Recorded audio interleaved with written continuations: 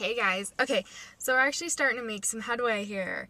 The next question is, when did you start deacon on finger foods rather than purees? And I did that when he moved up into the toddler classroom that he's in now. Originally I was still packing him with purees, but he just was not taking them. He wanted nothing to do with them. All the other kids had the plates with the finger foods. They all fed themselves with spoons and sat in chairs at a table, and that's what he wanted. So that was about at 10 months, I would say. So that's when he started eating just finger foods. And basically all I would do is cut it up into small pieces like I showed you in the one squash video and feed it to him that way versus pureeing it. So really it's just taking out one step for me. And it seems to work really well. I would do it with all the vegetables, and he would be able to feed himself exactly what he was eating that, was pureed. So he made that decision himself. He won't eat anything off of a spoon unless he feeds himself with the spoon. So that's when he started doing that. He started, kind of off of this subject, but he started drinking by himself out of an open-faced cup about 3 months ago as well. And the spoon thing, he can, he gets the idea and he does it. He doesn't necessarily do it well, but he'll eat more off of a spoon if he feeds himself than if we do it for him. Let's see. Do you plan to tandem nurse if Deacon is still nursing when the next baby comes? Ideally, no. I would rather, in my own little perfect fantasy land, I will nurse Deacon until he is done. I will have at least a 3-month break for my body to, recoup from feeding 2 children. And then I will go into my pregnancy being 100% devoted to our next child. I see nothing wrong with tandem nursing. I might end up tandem nursing, but ideally, no. I will devote myself 100% to Deacon, and Sawyer, and then take a break and let my body reestablish, and then go into having our next child 100% devoted to him or her. Ideally. I'll never say never, because who knows, but ideally, no, we won't tandem nurse. The next question is, how long do you plan on co-sleeping, and how will you transition? I don't know. I have no set time that I'm like, I won't co-sleep after so-and-so. I'm kind of just up in the air with it. I would like to bring his crib into our room and let him sleep next to us. I'm not ready for him to be in his room yet, and neither is my husband. However, I am kind of ready to sleep for myself again and not be pawed at all night for a snack. Plus, it's not good for his teeth. I don't want him to be, drinking milk all night and having that sugar sit on his teeth. So I'm trying to convince my husband to bring his crib into our room so he can sleep next to us.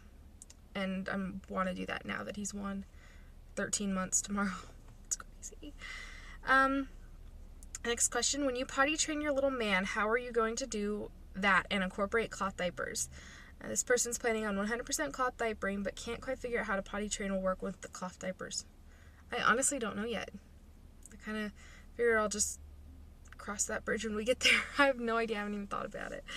I assume you would disposables. I don't know. You could even probably take the liner out so it's not absorbent. That'd probably be a little uncomfortable. But I don't know. I don't even know if that would work. I honestly haven't even thought about that. I'm sorry. But I will let you know when I get there. I know you probably get this all the time, but when do you plan to have your next one? And I think I answered that in other videos. I really don't know. Either the end of this year, the end of next year, or June of next year. Conceiving. I don't know. And I know you wanted to stay at home with Deacon. Will you do this when you have a second? I hope so. We're planning on it.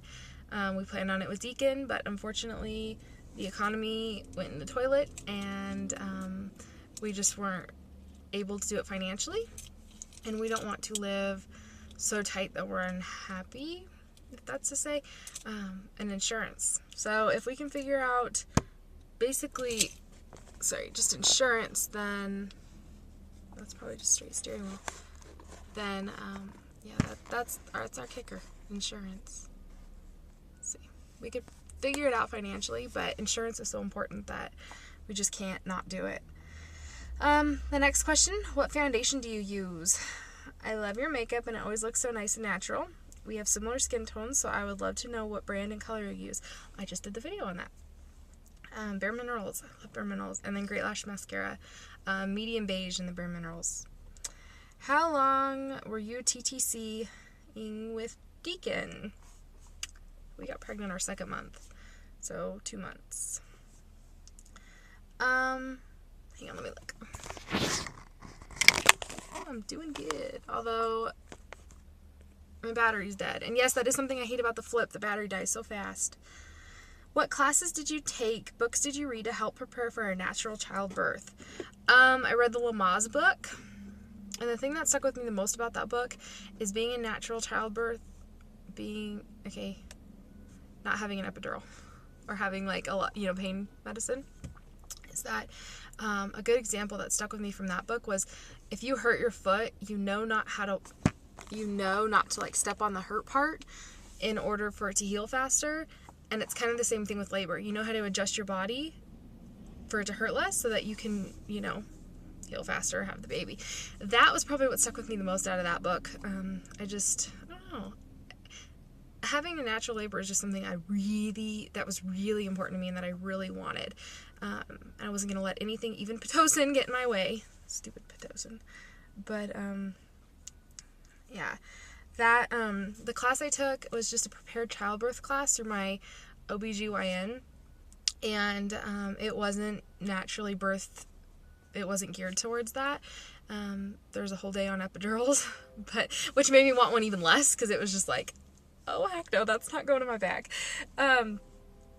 So the breathing in that class is what I think got me through having a natural Pitocin birth. Well, natural as far as no pain relief. Everything else wasn't, like the vacuum and everything else. Let's see. How many words can Deacon say? He's got, and then what sports would you put him in? I actually got a list of all of his words. I'll look it up. What sports would I put him in? Whatever he wants to do. I don't really care what he wants to do. It's whatever makes him happy. So we'll probably try out everything. And whatever he likes is what we'll go with. So he says 2, 4, 6, 8, 10, 12, 14 words. At least that I have in my phone as of June 17th. He says mama, dada. And now he says dad! And I'll pull it up and play it for you guys. Papa, but it's papa. Nana, but he only says Nana when he sees my mom. And papa when he sees my dad. It's so cute. Cat, dog, and he points at our cats and dogs. Hey, he says hey when the dogs are wrestling. Like, hey, knock it up.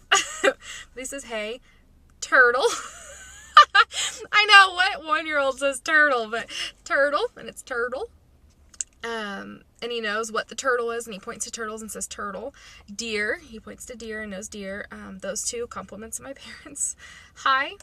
Uh-oh, whenever he drops something or throws something or anything like that. Hi. I said hi already.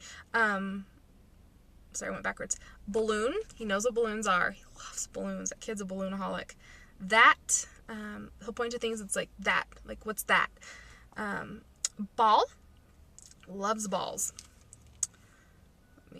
Let me check my time. Okay, I'll play this clip for you. And then...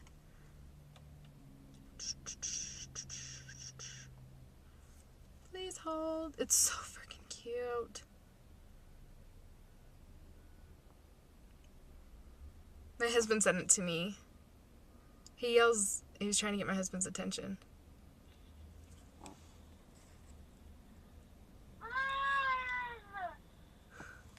Where does it come out of?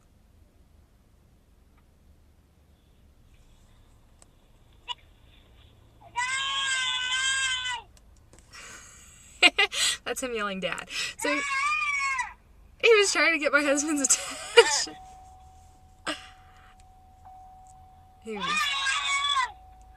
So that's him yelling dad. Such a little attitude. Anyways, I will stop this and make an next part. Bye guys.